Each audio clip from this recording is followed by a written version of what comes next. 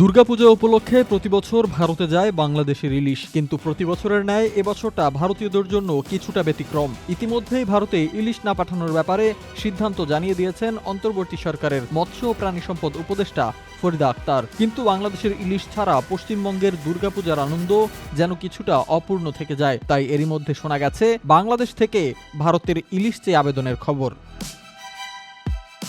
এ সংক্রান্ত একটি প্রতিবেদন প্রকাশ করেছে ভারতীয় সংবাদ মাধ্যম হিন্দুস্তান টাইমস। তাদের এক প্রতিবেদনে বলা হয়েছে, প্রতিবছর সেপ্টেম্বরের প্রথম সপ্তাহ থেকেই বাংলাদেশ থেকে ইলিশ আসতে শুরু করে। তবে এবার অনিশ্চয়তার মধ্যেও ভারতীয়দের কাছে কিছুটা আশার সংবাদ হলো, ভারতীয় ফিশ ইম্পোর্টার অ্যাসোসিয়েশন ইলিশ রপ্তানির জন্য আবেদন জানিয়েছে বাংলাদেশ সরকারের কাছে।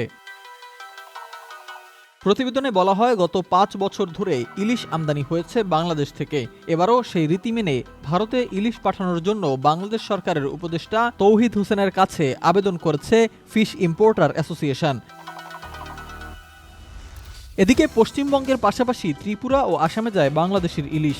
বছরভর বাংলাদেশের ইলিশের জন্য মুখিয়ে থাকেন তারা। দুর্গাপুজোতে বাংলাদেশের ইলিশ তাদের কাছে যেন এক আনন্দের উপলক্ষ। গত বছরও ১৩০০ মেট্রিক টন ইলিশ গিয়েছিল বাংলাদেশ থেকে। তবে এবার ঠিক কতটা ইলিশ আসবে বা আদৌ আসবে কিনা তা নিয়ে ভারতীয়দের মধ্যে দেখা দিয়েছে অনিশ্চয়তা। সিফাত মাহমুদ, দ্য মেট্রো টিভি।